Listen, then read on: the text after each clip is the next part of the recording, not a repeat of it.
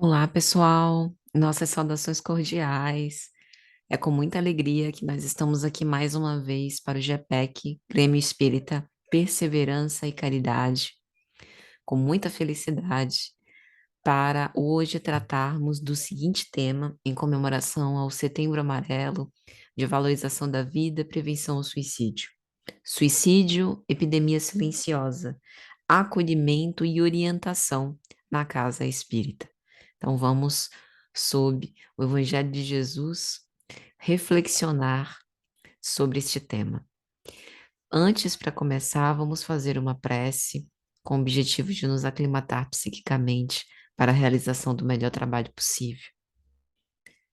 Mestre Divino, Pai de misericórdia e amor, que o Senhor nos inspire e nos proteja, abençoando os nossos bons propósitos de divulgar tua doutrina de consolação e amor, para que sejamos felizes nas nossas reflexões, para que todos os que andam angustiados, inquietos, assustados, temerosos, ansiosos, deprimidos com as cenas que temos testemunhado, possam a partir desse momento sentir conforto, paz, a alegria que promana do teu coração misericordioso. Vem ter conosco, conferindo-nos alívio e discernimento de que necessitamos para os desafios que precisamos empreender. Que o Senhor nos abençoe e nos proteja de sempre. Que assim seja. Então, gente, vamos fazer as nossas humildes reflexões. Na obra O Céu e o Inferno, por Allan Kardec, na segunda parte, em que ele fala sobre exemplos e comunicações, no capítulo 5º, intitulado Suicidas, temos uma excelente comunicação do espírito São Luís, em que ele vai dizer: o suicídio, mais severamente punido, é aquele que se cumpre pelo desespero, e tendo em vista livrar-se das misérias da vida, sendo essas misérias, ao mesmo tempo, provas e expiações, subtrair-se delas é recuar diante da tarefa que se aceitara, às vezes mesmo, diante da missão que se deveria cumprir. O suicídio não consiste somente no ato voluntário que produz a morte instantânea. Está também em tudo que se faz com conhecimento de causa, que deve apressar prematuramente a extinção das forças vitais. Concebe-se o suicídio quando a vida é sem esperança, quer-se escapar da infelicidade a qualquer preço. Com o espiritismo, o futuro se desenrola e a esperança se legitima. O suicídio não tem mais objetivo. É lógico que nós sabemos que, não obstante a consoladora doutrina dos Espíritos, o manancial que nós temos com o Evangelho de Jesus, por vezes nós espíritas nos sentimos desanimados, atribulados, desesperançados, ansiosos e deprimidos. Afinal, somos seres humanos em contato com o sofrimento. Mas talvez o que São Luís queira dizer é que com a doutrina dos espíritos nós temos recursos para reagir das nossas dos nossos pessimismos, das nossas inibições, das nossas ponderações, de paisagens mentais que por vezes formulamos que nos deixa encurralados perante os desafios da vida.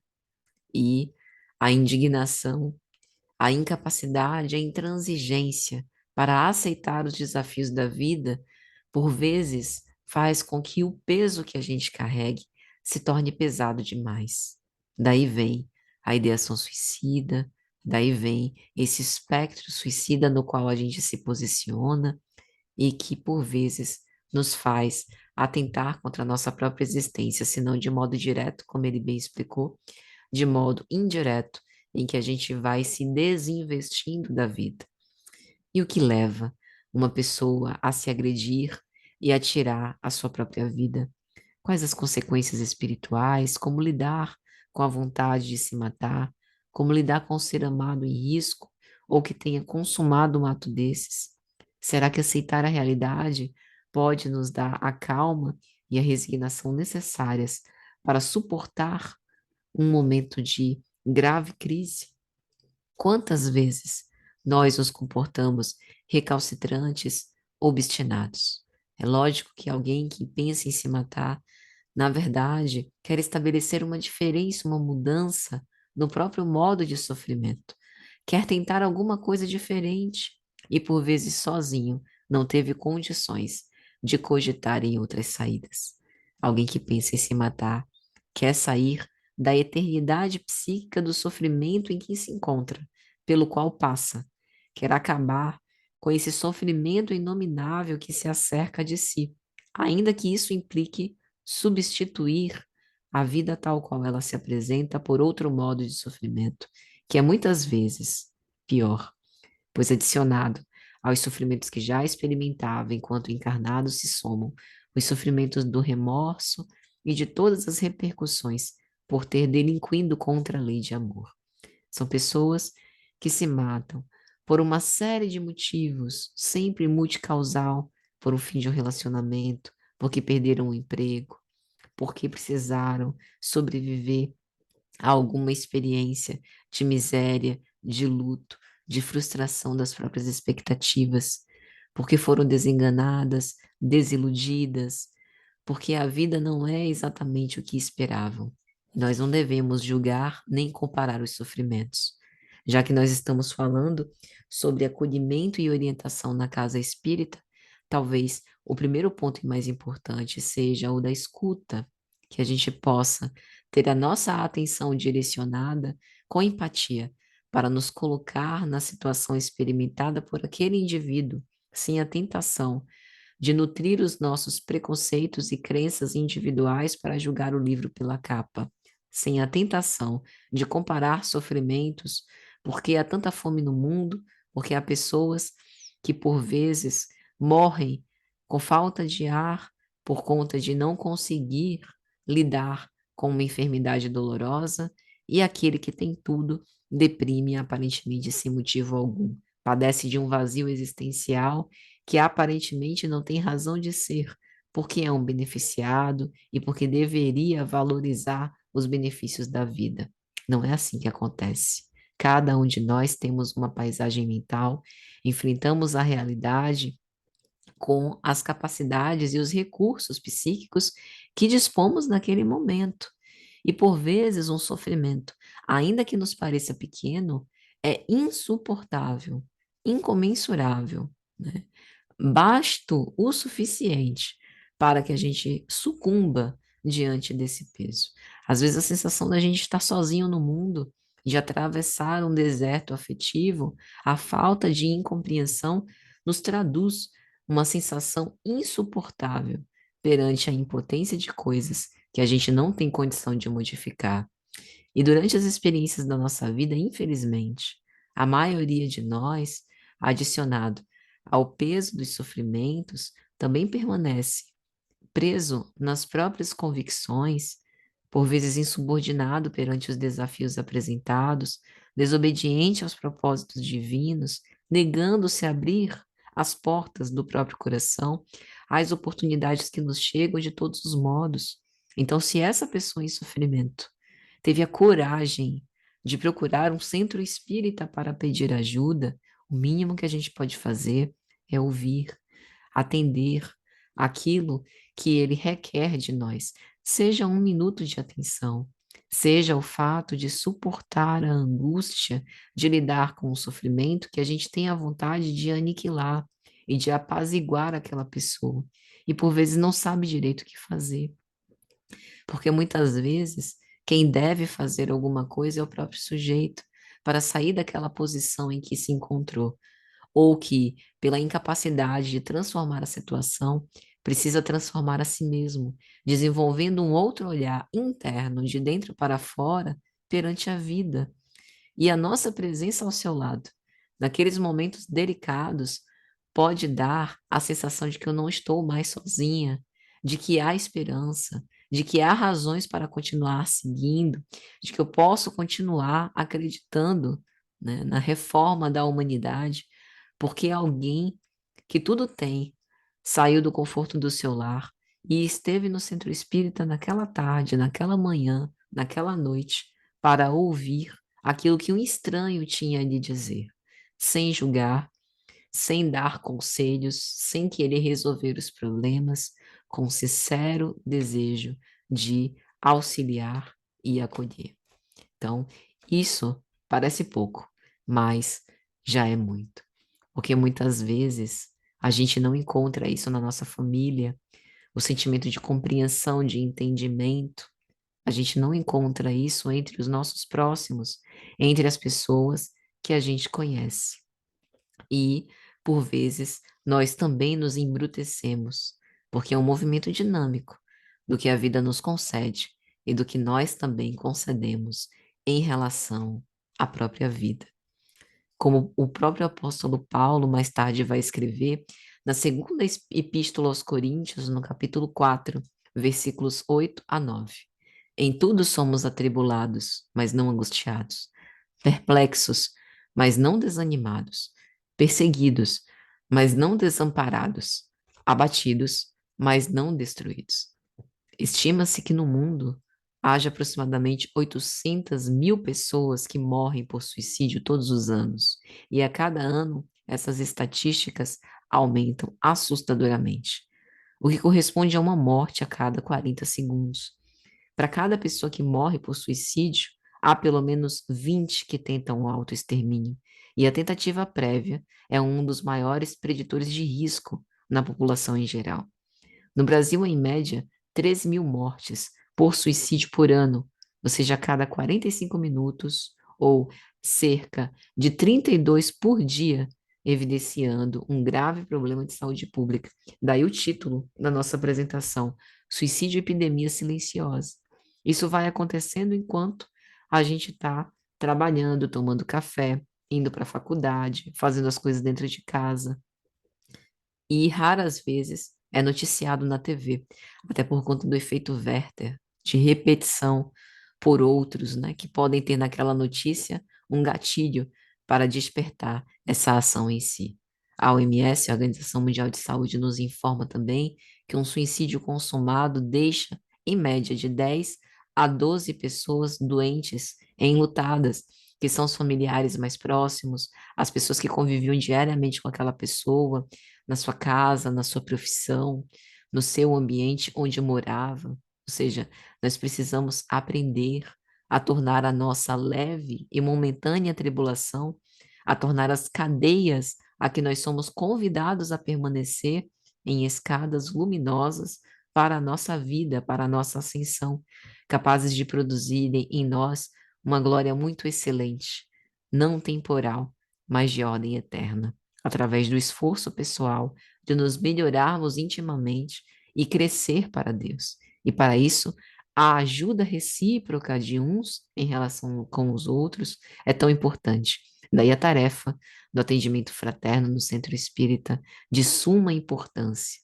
Definitivamente o suicídio não é a solução, e ao lado de compreender esse sofrimento angustioso, nós também precisamos estar abertos a buscar ajuda, receber ajuda e dar o auxílio.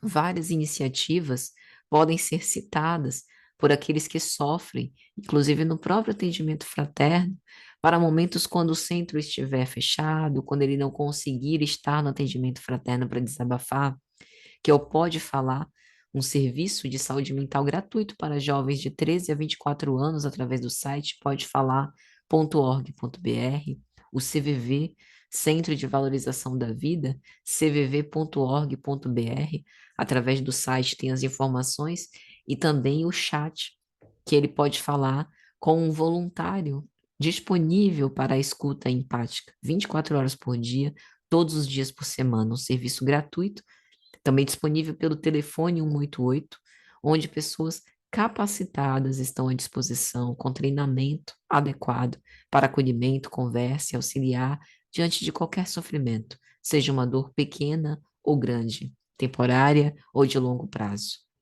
Também recebe através do e-mail essas comunicações e presencialmente em algumas cidades. Mas não obstante todas essas louváveis iniciativas, grosso modo, nós temos muitas dificuldades de nos render às experiências propostas pela vida. E talvez essa forma de acolhimento e orientação na casa espírita seja basilar, que nós, naquele momento, o que a gente, mais do que a gente fala, né, para além do que a gente fala, mas o que a gente faz, como a gente trata aquele ser, é isso que fica. É isso que gera um vínculo, uma sensação de que eu estou tendo uma continuidade, de que eu estou sendo compreendida, entendida, amparada naquele momento. Está no olhar, o olhar que não é julgador, preconceituoso, apressado, para terminar logo o atendimento, para se livrar, porque está incomodando ouvir aquilo que eu tenho a partilhar, que está presente no tom de voz, pausado, calmo, tranquilo, que está realmente à disposição para poder amparar não apenas na escuta, mas também na palavra. São os pequenos gestos, não que precise ficar tocando na outra pessoa, mas os gestos que se transferem magneticamente através das vibrações do nosso coração, quando a gente vai para o centro, realmente com boa vontade para auxiliar, e isso emana de nós. Quando nós somos gentis, né? Quando a gente consegue trabalhar com cooperação, sem necessariamente a tendência de convencer quem quer que seja. Quando a gente ajuda sem o desejo de ser reconhecido por isso, cultivando naquele coração uma amizade, uma esperança, simplesmente para que ele fique mais um dia entre nós, considerando, reconsiderando, passando em revista a sua existência, relembrando dos afetos que tem, a fim de que possa permanecer na vida e pintá-la com outras tintas, menos tristes, menos tenebrosas, menos autodepreciativas, para que não alimente o desânimo mergulhando na culpa infrutífera e contraproducente, porque só o fato de alguém estar ali na sua frente, conversando com ele, mostra que ele é importante, que ele não precisa, como única solução para os seus problemas, fugir pela porta falsa ao suicídio. E ainda que essa pessoa que esteja diante de nós seja espírita, que a gente não utilize com ar professoral os casos íncitos em O Céu e o Inferno ou em outras obras da literatura mediúnica para apavorar ou utilizar o temor, o medo para coibir desse ato, porque isso não adianta. Falar do Vale dos Suicidas, falar das experiências muito piores, isso só demonstra o afastamento de um coração que busca acolhimento e sofrimento, e que por vezes tem grande desenvolvimento intelectual e sabe das consequências, inclusive espirituais, do seu ato. Mas naquele momento ele quer um sofrimento diferente. Naquele momento ele não suporta a dor pela qual ele passa, porque transmite uma sensação de eternidade. Uma realidade que para ele é repulsiva, é dura de aceitar. E a forma como a gente está ali junto, tratando aquela situação, pode mudar completamente a visão que esse ser tem diante dessa situação. Tal a importância e tal a influência que a gente exerce uns em relação com os outros. Por vezes, essa dificuldade de aceitar a realidade está da enfermidade pertinaz que nos traz a lembrança, a reflexão sobre a transitoriedade do corpo, sobre a necessidade de ter cuidados com o nosso corpo, com a nossa mente, de que há coisas mais importantes do que as preocupações que a gente tinha até então, cuidar da nossa própria saúde. Às vezes é a dificuldade da privação material, as negativas da vida para os nossos desejos que foram tão investidos, tão cultivados. Às vezes são padrões de comportamento que nos impedem de manter vínculos e prezar pela saúde das nossas relações. Às vezes é a falta de paciência perante as pequenas insistências e perturbações do dia a dia, que são apresentadas justamente para que a gente possa conquistar o autocontrole.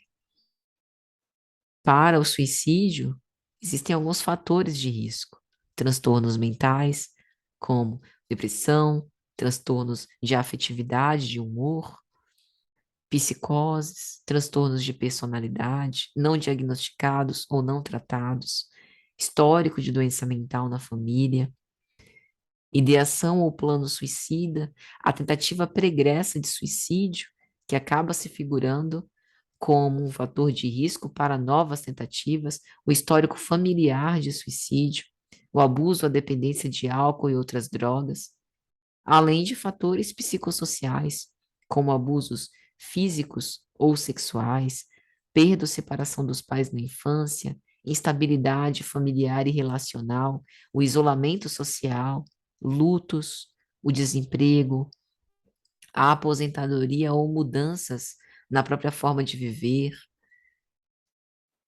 perdas financeiras, eventos traumáticos, os mais diversos, presença de doenças crônicas, fatores psicológicos como ansiedade intensa, vergonha e humilhação, baixa autoestima, o sentimento generalizado de desesperança, a pouca flexibilidade para enfrentar adversidades. Por isso, talvez se nós empreendêssemos um trabalho mais consistente e perseverante no autoconhecimento, na vigilância, na percepção destes sinais que surgem na nossa convivência com outras pessoas, nos movimentos de reflexão íntima, seria muito mais fácil observá-los e não rejeitá-los de modo intolerante. E para além desse autoconhecimento, que embora indispensável, não basta a si mesmo, se nós empreendêssemos um esforço de reforma moral infatigável, estaríamos mais habilitados a buscar os nossos enganos, a confessar os nossos erros, os nossos pecados, a atentar para as nossas más inclinações e também para realinhar a nossa conduta. Mas infelizmente a dor pungente, após tantas tentativas negadas de despertamento pelo convite ao autodespertamento, é a bênção que nos chega para ir nos redimindo devagarinho. Quantas vezes a gente não toma ofensa para o lado pessoal? Quantas vezes a gente não confere excessiva importância a certos comentários, às vezes de pessoas que sequer nos conhecem, que não vivem os nossos problemas, que não testemunham os nossos esforços, que muitas vezes, ao emitir uma opinião falsa ao nosso respeito, nos dilacera, nos aniquila, nos reduz a pó. Uma pessoa que nos engana, nos ultraja, nos trapaceia, infelizmente é um enfermo, um necessitado de nosso perdão e de nossas preces. Quanto de maldade da nossa própria parte não há nos pequenos atos covardes de vingança velada. Jamais perdoarei quem me feriu, que não pegou numa arma para desferir contra o outro um golpe, mas pegou o pensamento e o saturou de energias perturbadoras e doentias e foi envenenando-se a si mesmo, achando que assim faria mal a outro. Por isso é importante nós ponderarmos todas essas situações a fim de que a gente possa trabalhar a aceitação da realidade e cultivar os fatores de prevenção em relação ao suicídio, quais sejam a religiosidade, a evangelioterapia, o desenvolvimento da própria fé, a adoção e a abertura para que a gente possa ter os recursos indispensáveis para aceitar e atravessar o sofrimento. Recursos na casa espírita, médicos, psicológicos, energéticos, todos os disponíveis, para que a gente possa tornar a nossa vida mais leve. Os vínculos, as relações afetivas verdadeiras que a gente estabelece com os outros é fator de proteção contra o suicídio. Os cuidados, autocuidados, a valorização de nós mesmos também são fundamentais para que a gente possa aceitar a realidade, valorizar a nossa vida e pintá-la com tintas mais próprias à nossa condição espiritual, mantendo uma atitude corajosa de examinar o sofrimento com coragem e lucidez, entender que todas as reações de ira, violência, rebeldia ao sofrimento mais ampliam as nossas desarmonias e o próprio sofrimento. Trabalhar sempre a resignação dinâmica, a aceitação do problema com uma atitude corajosa para enfrentar o sofrimento e trabalhar por remover a causa, se possível for. E se não for possível, que nós possamos transformar a nós mesmos, mudar a nossa percepção diante da vida, reconhecendo tudo de bom que nos chega, todos os livramentos que o Pai Celestial nos concedeu e as inúmeras oportunidades para que sejamos o que ou quem quisermos na vida que nos foi presenteada, assumindo a nossa autonomia e o nosso livre-arbítrio. Considerar que todos nós somos indivíduos dignos de sermos amados e tomarmos por modelo alguém que nos ama, que nos dedica atenção e que por isso mesmo seja credor de receber todo o nosso afeto.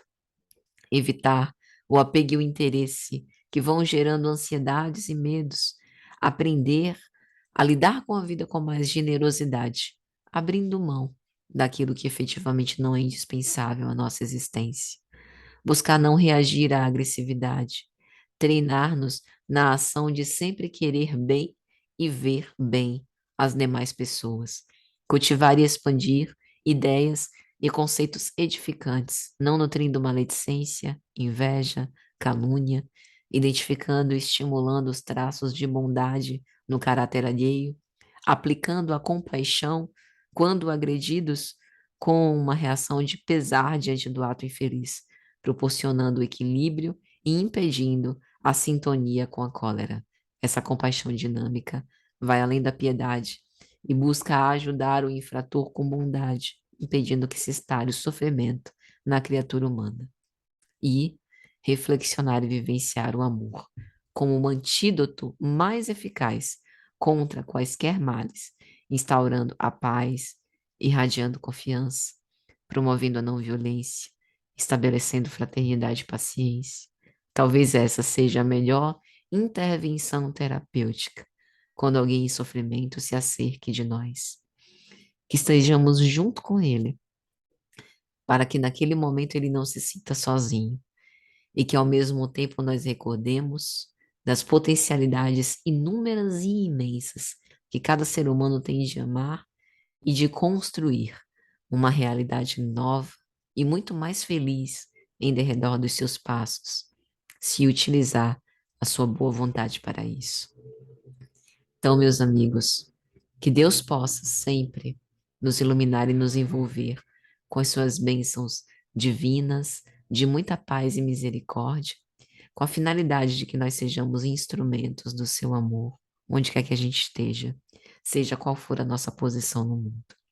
Gostaria de agradecer ao convite merecido dessa casa, a atenção destinada nestes momentos e rogar ao Pai Celestial que abençoe a todos os trabalhadores e frequentadores deste santo lugar.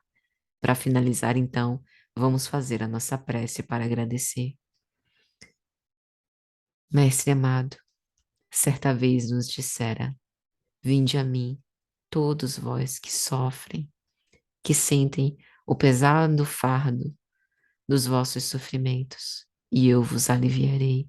E aqui nós estamos, Senhor, buscando o conforto e o consolo da tua amada doutrina, desse Paracleto que nos enviastes, com o objetivo de permanecer conosco até o fim dos tempos, para que nós possamos sempre praticar a caridade com perseverança em derredor dos nossos passos, transformando a nossa vida num hino de luz e de paz para nós e para os nossos semelhantes.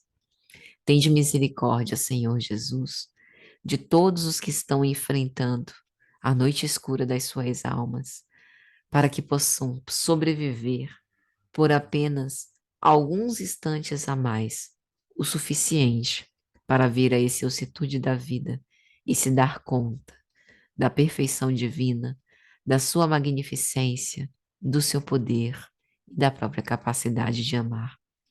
Que o Senhor nos estimule a paz e a caridade sempre e que possamos eternizar a sua lembrança nos nossos corações, principalmente nos momentos mais difíceis da nossa marcha.